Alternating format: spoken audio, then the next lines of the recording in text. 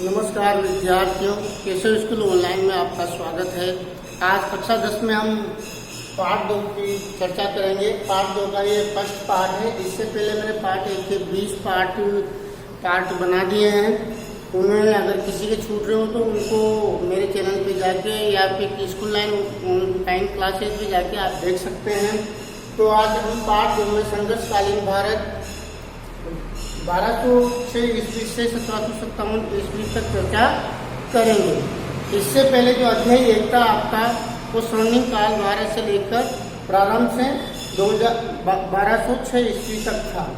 तो अब इस अध्याय में पार्ट 2 में हम 1206 के बाद से लेकर 1757 ईस्वी तक बात करेंगे।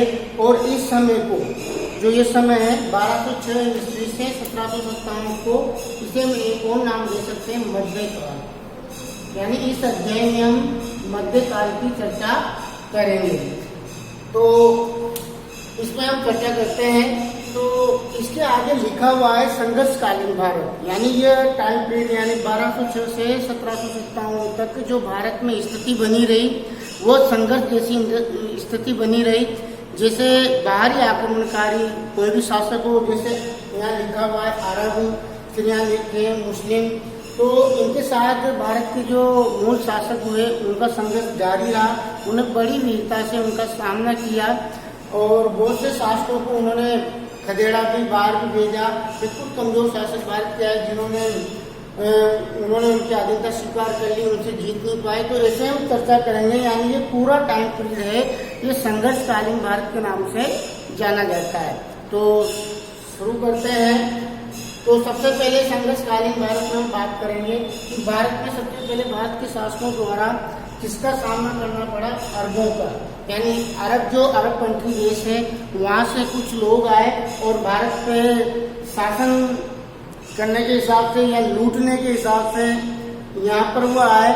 और यहाँ जो स्थानीय शासक थे उन्होंने उनका किस तरह सामना किया, इसकी हम चर्चा करेंगे। तो सर्वप्रथम हम चर्चा करते हैं अरबों के साथ भारतीयों का जो संघर्ष है। तो सबसे पहले अरबों से जो संघर्ष हुआ उसमें थाने आक्रमण का हम चर्चा करेंगे। किसकी? थाने आक्रमण की। तो जो ये थाने, ये बहुत सी जगह आपको थाने भी मिलेगा। थाने आज वर्तमान में इसको थाने कहते हैं, जो महाराष्ट्र में पड़ता है। तो इसमें हम चर्चा करते हैं कि भारत में सबसे पहले अगर आक्रमण हुआ है तो अरबों का हुआ है। और अरबों ने सबसे पहले भारत में कहाँ पर आक्रमण किया था? थाने पर। तो यहाँ मैं लिखता हूँ 636 ईस्वी में। 636 ईस्वी में यहाँ पर शासक होता है अमर खलीफा के समय थाने पर। अब रास्ता कौन सा था? किस रास्ते से आए थे वो? समुद्री रास्ते से आते हैं। समय पर समुद्री मार्ग से भारत पर आक्रमण करते हैं। लेकिन यह आक्रमण असफल रहा। यानी इसमें ये कैसा रहा? ये असफल, यानी जो भी अरब लोग थे उनको सफलता नहीं मिली। यानी यहाँ के जो अमर खलीफा थे उन्होंने उनको बाहर खदेड़ दिया था। तो अरबों का जो सर्वप्रथम भारत में जो आक्रमण होता है कब होता है? 636 ईस्वी में। उसमें भारत पर शासक किसका था? अमर खलीफा नाम का एक व्यक्ति शासक था। और इन्होंने जो आक्रमण किया था तब किस मार्ग से किया था? समुद्री मार्ग से ये भारत में आए थे। तो यह आक्रमण कैसा रहा? असफल रहा। इसके बाद दूसरा अरबों ने फिर प्रयास किया। तो दूसरा जो आक्रमण होता है वो बड़ौद या डेबाल, ये बंदरगाह है।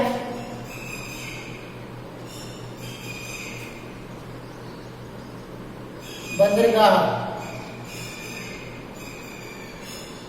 तो बड़ौद डेबाल नामक बंदरगाह पर ये अरबों द्वारा दूसरा आक्रमण होता है। लेकिन ये भी असफल होता है। लेकिन इसमें हम लिखेंगे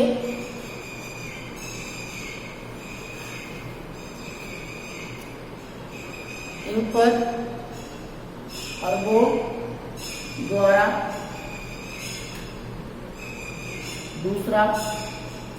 दूसरी बार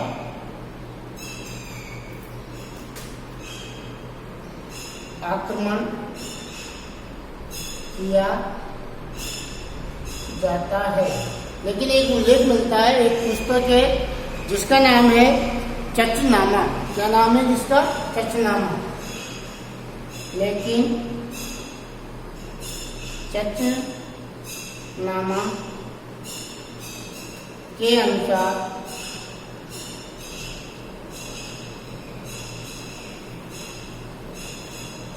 अरबों का सेना नायक मुदायरा की मृत्यु हो जाती है।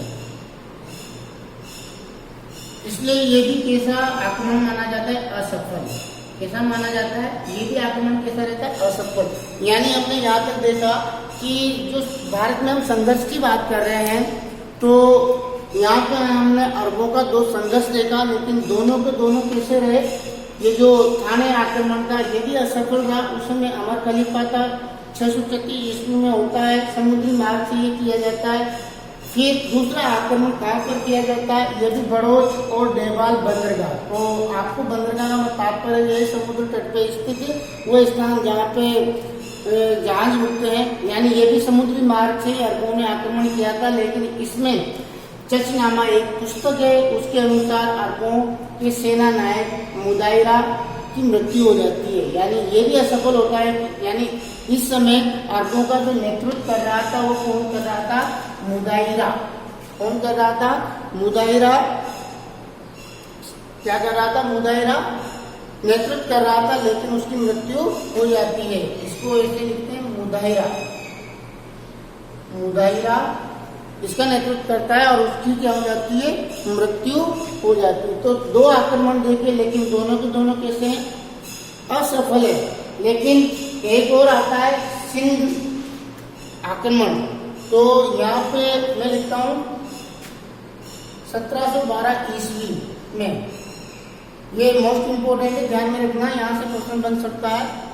सिंध 1712 ईस्वी में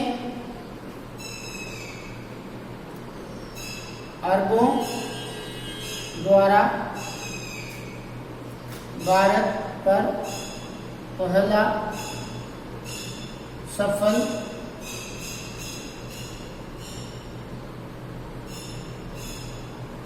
आक्रमण किया जाता है। इस समय सिंध का शासक, जिसका नाम था राजा, सिंध का शासक दाहिर। इस समय सिंध का शासक दाहिर था, जिस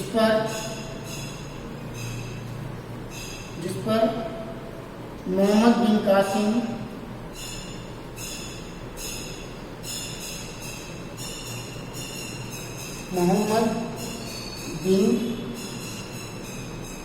कासिम द्वारा आक्रमण किया जाता है। देखो समझ में आ गई होगी कि जो सिंध में 1712 ईस्वी में जो आक्रमण होता है वह अरबों द्वारा भारत में किया गया सफल आक्रमण माना जाता है, क्योंकि इसमें दाहिर की मृत्यु हो जाती है। आगे पढ़ेंगे।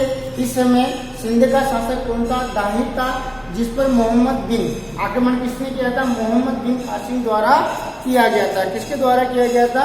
मोहम्मद बिन कासिम द्वारा आक्रमण किया जाता है। तो यहाँ तक बात समझ में आ गई होगी कि 1712 में सिंध पे आक्रमण मोहम्मद बिन कासिम द्वारा किया जाता है। उस समय जो शासक होता है सिंध का वह राजा दाहिर के नाम से प्रसिद्ध था, वह था।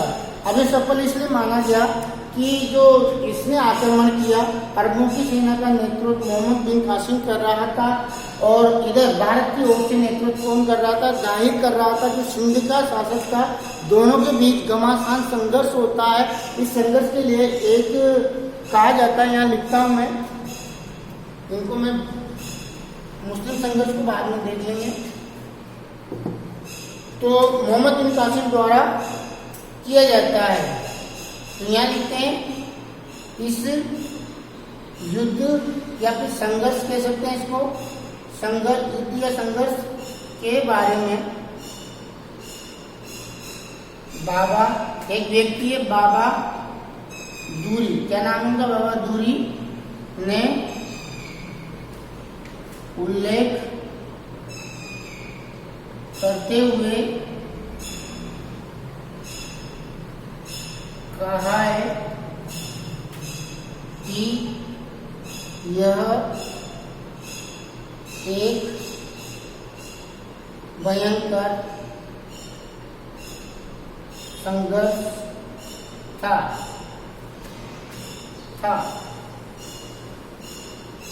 ऐसा जो कभी ना देखा या सुना हो।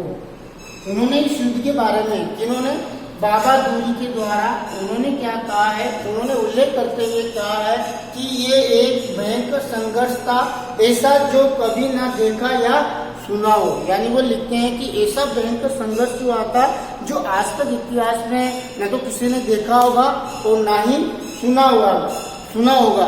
इस युद्ध के बारे में कहा जाता है कि जिस वीरता से और जिस साहस से इस दाहिर ने जो शासक था सिंध का दाहिर, उसने जो अरब सेना का जो नेतृत्व कर रहा था मोहम्मद बिन कासिम की सेना का इस तरह सामना करता है कि उसकी सारी सेना तार हो जाती है। यानी सब भाग खड़े होते हैं, यानी लगभग पूरे सैनिक मैदान छोड़ के भागने की स्थिति में होते हैं। लेकिन संयोग बस ये होता है कि जो जाहिर होता है, हाथी पे बैठा होता है, उसके सीने पे अचानक एक तीर आके लग जाता है, जिससे उसकी वहीं तत्काल मृत्यु हो जाती है। जैसे ही जाहिर की मृत्यु की खबर सुनते हैं तो उसका सैनिक वापस मैदान में आते हैं और संगठित होते हैं और फिर वो युद्ध को जीत लेते हैं। तो इस युद्ध के बारे में हम यही कहते हैं, यहाँ यही लिखेंगे, ये कहानी आपको केवल ध्यान में रखनी है किस तरह उसने सामना किया।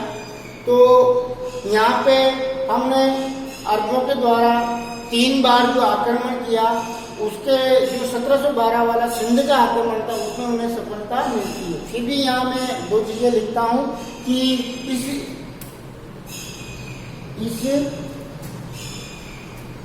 युद्ध में कासिम यानी मोहम्मद बिन कासिम की विजय होती है। लेकिन युद्ध तो जीत गया वो, लेकिन अब जो दाहिर का जो महल था, किला था या दुर्ग था, लेकिन दुर्ग की रक्षा के लिए उसका पुत्र होता है राजकुमार, जिसका नाम होता है, राजकुमार का नाम यहाँ होता है जेसिया व रानी, उसकी रानी होती है साम्राज्य, जिसका नाम क्या होता है रानी का, साम्राज्ञी बाई। रक्षा के लिए डटे रहते हैं, क्या रहते हैं, वह डटे रहते हैं। यानी राजकुमारी जेसिया और रानी साम्राज्य की बाई प्रयत्न करते रहते हैं।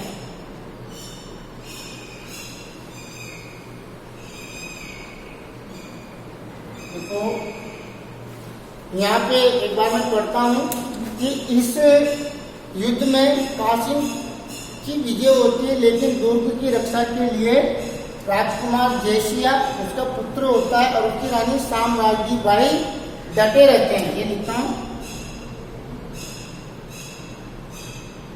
डटे रहते हैं, यानी उन्होंने किला नहीं छोड़ा। तो ये हमने 3 आक्रमण देखे। इसके बाद हम पढ़ते हैं मुस्लिमों के साथ भारत का जो संघर्ष, इसको आप नोट डाउन कर लें।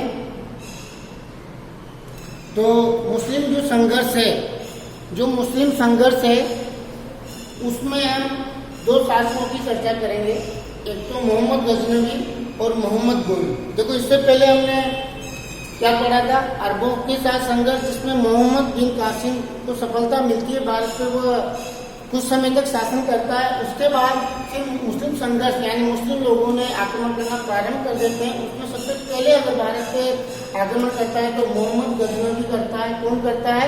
मोहम्मद गजनवी। कहा जाता है ये भारत पे लगभग बहुत सी बार आक्रमण करता है। इनका शासन करना या भारत पे कोई उद्देश्य नहीं होता। जो ये मोहम्मद गजनवी था वो केवल लूट के इरादे से भारत पे आक्रमण करता है। और उसका एक आक्रमण बहुत ही प्रसिद्ध है, जैसे सोमनाथ मंदिर की लूट। तो इसमें हम केवल यहाँ इतना साफ पढ़ेंगे कि मोहम्मद जो गजनवी था उसने भी भारत पे आक्रमण किए और यहाँ के स्थानीय जो शासक हुए उन्होंने उसके साथ संघर्ष किया।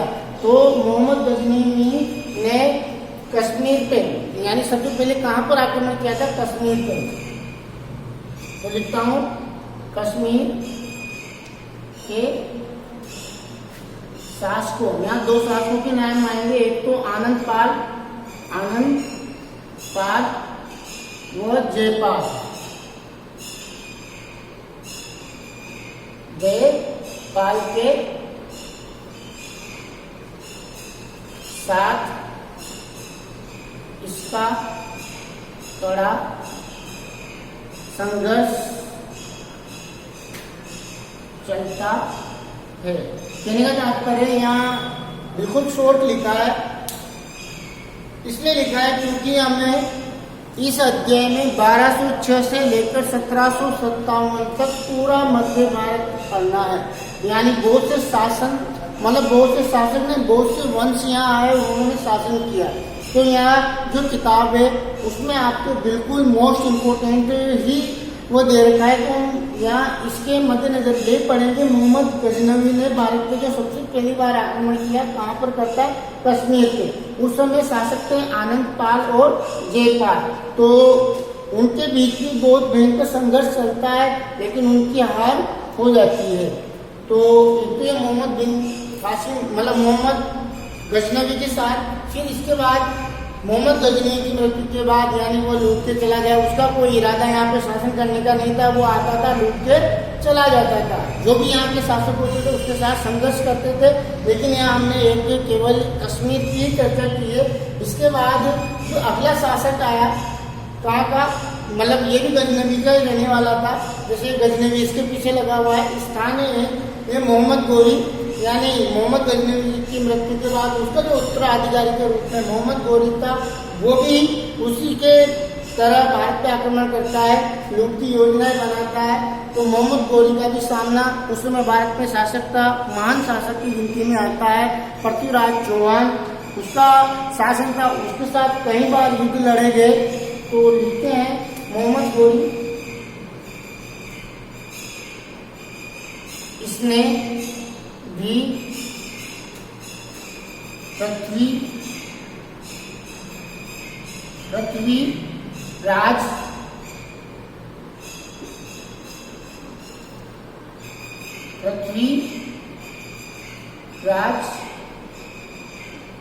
राठौर के साथ अनेक युद्ध लड़े। यानी लेकिन कहा जाता है मोहम्मद गोरी ने पृथ्वीराज राठौर है उसके साथ कुल 17 बार युद्ध किए थे। 17 युद्धों में पृथ्वीराज राठौर की ही विजय होती है, लेकिन 18वें युद्ध में मोहम्मद गोरी की विजय होती है। तो लेकिन इतिहास में 2 ही युद्ध प्रसिद्ध है, यहाँ मैं लिखता हूँ लड़े। इसमें से 1 नंबर में हम चर्चा करें तो तराइन, नाम सुना होगा, तराइन युद्ध, जिसको हम तराइन फर्स्ट कहते हैं। कब हुआ था ये हुआ था 1191 ईस्वी में। किस किस के बीच हुआ था? गौरी वीएस, यानी इनके गौरी व पृथ्वी राज। तो इस युद्ध में विजय होती है, राइट आंसर समझ लेना किसकी होती है? पृथ्वीराज की। लेकिन एक और होता है तराइन सेकंड, तराइन युद्ध सेकंड। तो ये कब हुआ था? 1192, यानी 1 साल बाद ही हुआ था। तो इसमें किसके बीच हुआ था? पृथ्वीराज। किस किसके बीच होता है? पृथ्वीराज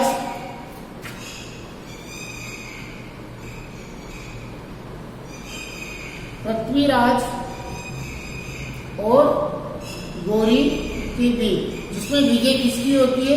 गौरी की।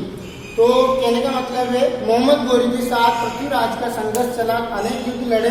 यहाँ 2 ही युद्धों की चर्चा होती है। तराइन का फर्स्ट युद्ध जो 1991 में होता है, इसमें पृथ्वीराज की विजय होती है, लेकिन पृथ्वीराज उसको छोड़ देता है, मृत्युदंड नहीं देता।